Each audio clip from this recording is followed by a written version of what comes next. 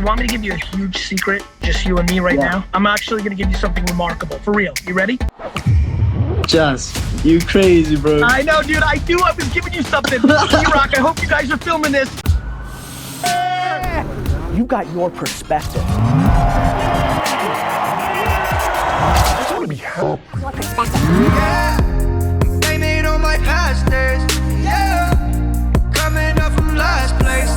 Cause my God got me waiting. Arms in the safe, sharks in the tank, bars on the window. Short intro. About to go and give this talk at Conductor's annual event. A lot of SaaS companies do these events where they bring their clients and want to bring them value, and that's kind of what I want to do in my talks. I just want to go there and just bring value. This is not about VaynerMedia or anything else. It's just like, how do I bring the most value? And that's how I do it with content. That's how I do it on stage. That's the mindset. So I'm ready to go.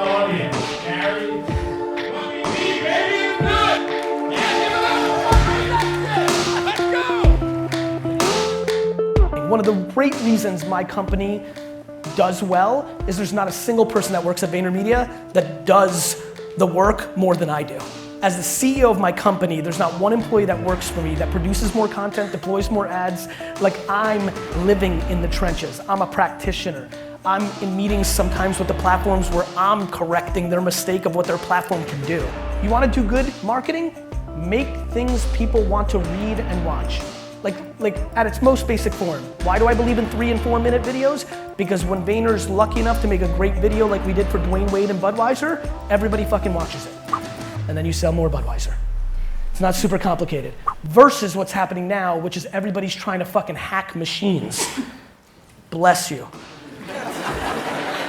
And the reason I acknowledge that is, I don't know how many people here come from Eastern European Russia, but one of the great superstitions is when you say something and somebody sneezes, it's fucking true. So that was a really fun moment for me, because what I said prior to that is the thing I believe in the most. People in here are pandering to machines and reports, not to the end consumer. Let's make shit that people want to watch. Let's make shit that people want to read. Let's make, like, if the marketing industry has to lean way more into journalistic DNA and entertainment DNA than into marketing DNA. Nobody here wants that. How you been? It's when I saw you on YouTube, yeah. One question. Yes. You mentioned Shopify, Instagram. Yes. I've been trying to invest in this personally outside of Yes. my company.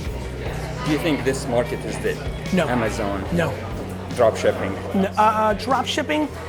No, I don't think it's dead. I prefer you start a product and sell it yourself, but if you want to drop ship, it's not dead, it's more competitive. It'd be like saying, is SEO dead? It's not dead, it's just not as good as it was 4 years ago because it's supply and demand and competition. Mm-hmm. But if you're good at it, it's remarkably effective. Yeah, oh yeah. That was a great talk, man. Thank you, bro. Thank you so much. I'm just starting. I have my YouTube channel. I'm just having trouble like producing new content all the time. I would highly recommend documenting versus creating. Okay. When you get into ruts, Yeah. just do a day in the life or just something. But like when I do vlog type of content Yeah. on my channel, my views are going a lot more down because Then what? then like if I'm doing stuff on, because I have an audience of programmers. Yes.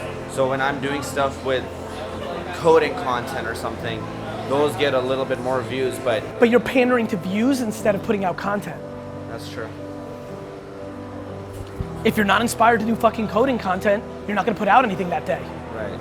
I'd rather you film yourself drinking a cup of coffee and maybe talking about the story of why you started coding in the first place.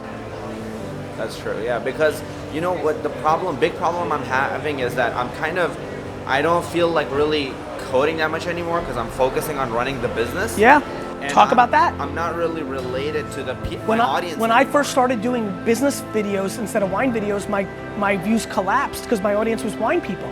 Yeah. But then I just built it back up.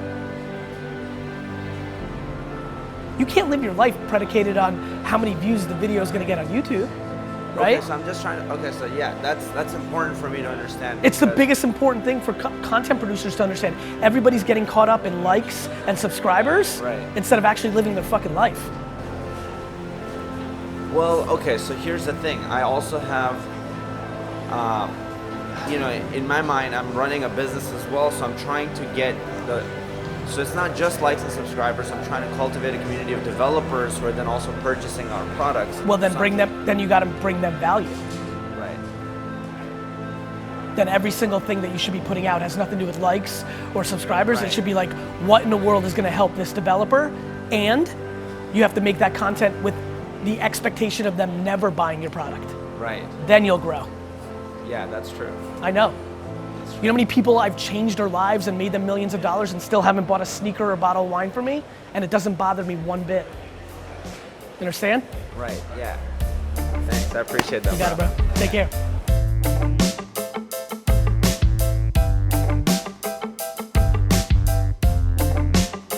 How old are you? 27. You got fucking time. Got that one comment where it's like, Gary, I'm 97. You got time. Right? Yes, I saw that. I'm 96 years old. You got time. It's true, though. In theory, unless you drop dead that second, you do have time. Hey, Hey, Raghav, do we have Virginia's phone number? do we have her phone number? Yeah, I think I could probably find it. Great. Can you text it to me? Yeah, if I can find, are you gonna like call her or something? Is that what we're trying to do? No, I'm gonna get it from you and just leave it in my phone. That's right, figured. Cool. Cool. Yeah, I'll find it and text it to you. Cool, thanks, brother. Yesterday, and I'm sure the clip will play right now. Well, you guys can edit however you want, but I would probably start with the call and that little exchange. And now as I say this, then play that exchange. If you quit tomorrow, I'll make you a promise. If you quit tomorrow, I will personally, I never do this, I will personally heavily shout out your business on social to get you 50 clients you would have never had. I will too. But you must quit tomorrow. And you have to prove it to me. And now come back here. Yesterday I had a great call with a wonderful woman from Pennsylvania, Virginia, and she promised me that she would quit her job today. I genuinely believe that this is the best decision of her life for happiness. And I also secretly know that if for some reason she does quit and then the economy fails or something disastrous happens, that I will feel so much guilt that I will personally make sure that I de-risk all the risk of her doing this. So I'm gonna try to call her right now and make sure that she has, in fact, quit, which she probably at 11:14 in the morning East Coast time hasn't yet. Probably thinking about doing it at the end of the day. Or maybe she wanted to just get it over with. Or she's not planning on doing it at all. What she doesn't know is that I'm focused on it. She's not gonna be able to duck me all day. No voicemail, just keep trying. You have reached Virginia Hauser of Gray House. Yeah. All right. Virginia, not Victoria.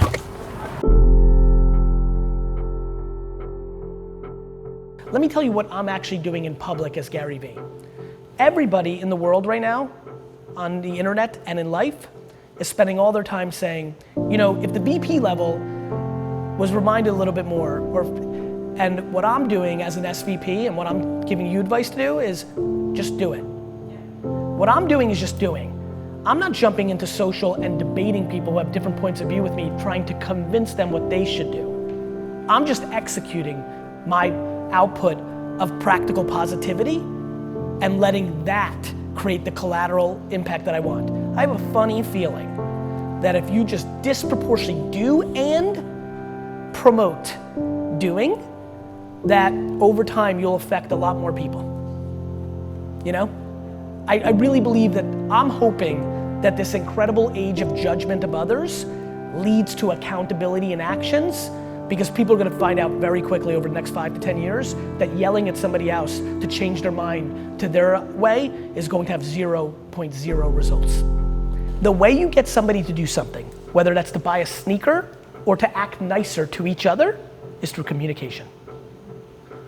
I want to build the greatest machine in the form of a company with all sorts of weird disciplines like publishing and a speaking bureau and all sorts of things to be the best in the universe in communicating things to get people to do things. And some of those things will be very selfish, like buying an American football team. And some of those things will be very noble, like curing my brother's Crohn's disease or helping Claude become the president of the United States of America. I love this pressure. I really do, because I think I'm good at it. And I think I want to pay back the universe for, what it gave me, I think I'm good at it. I know the intent is in a hell of a lot better places than the alternative alpha capitalist that could do it. And so right, life's about alternatives. Who else can build billion-dollar companies from scratch like me? And who is she and he as a human? I'm a rare version of it. And so I need to see that through and document it so that I can inspire people who think doing good is going to Africa, which is absolutely good. There's another way. Build an incredible company that everybody aspires to. Do you know what was going on in Silicon Valley when Steve Jobs was at his height? Young dudes thought they had to be dicks like Steve. Do you know how excited, Claude can tell you better, do you know what we're doing here? I'm inspiring a totally different alpha executive, female and male. That's huge. That's legacy. That's cool. What? You could be an alpha assassin winner and have a heart as your logo? What? That, it may seem you might be too close to it, but it's super cool. It's super different. And it's, go, see ya. Thank you. I listen to Marcus more than you. I love you guys, see ya. That's why I love, listen, this is, actions over words. I'm very much a good guy and want to do a lot of nice things, and I'm also want to buy the New York Jets. You can have, you can be, and I think that's where people are getting caught. They feel like you either have to be an alpha businessman and kill everybody and ruthless and terrible, or you need to be a hippie. And I'm like, why can't you do both? Why can't you succeed by being good and being a good person and being a good operator and successful? It's kind of like how I think about athletes. Athletes are allowed to be really tough on the field, trip you and rugged, and then when the game's over, how's your family, share jerseys. But business people, that's how I think about it. When I'm making business decisions, I've got to win.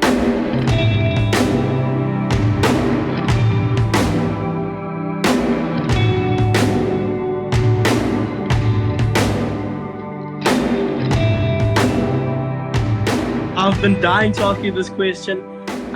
So I'm a social media influencer based in South Africa, right? Still in high school, working my ass off, doing things I can do to get my content there out as much as possible, right?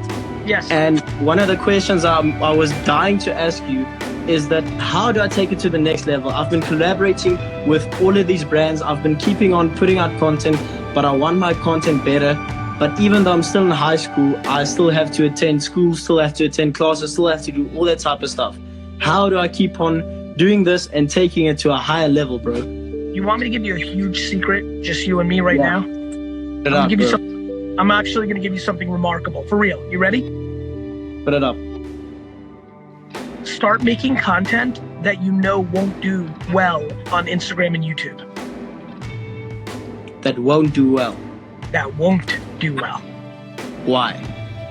Because the number one mistake that everybody is making right now in the entire world is they're trying to take their content to the next level, and they think that means more likes and more followers. And I think the next level is more truth and more experimenting. Definitely. Just, you crazy, bro. I know, dude. I knew I was giving you something. D-Rock, I hope you guys are filming this.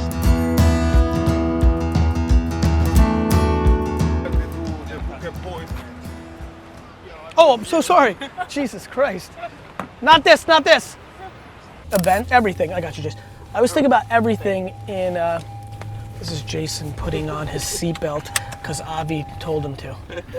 I like that. That's the best moment of the, wear your seatbelts, kids. All right. In the front in New York. Lou, I thought I had 74 Luka rookies. In the safe? Lou, what's the safe password? Don't say it out loud. Not for the camera. You want to explain why there's a safe sheet? The fuck was that? I'm not gonna remember that. We could change it. This is my safe. I'm ordering more shelves.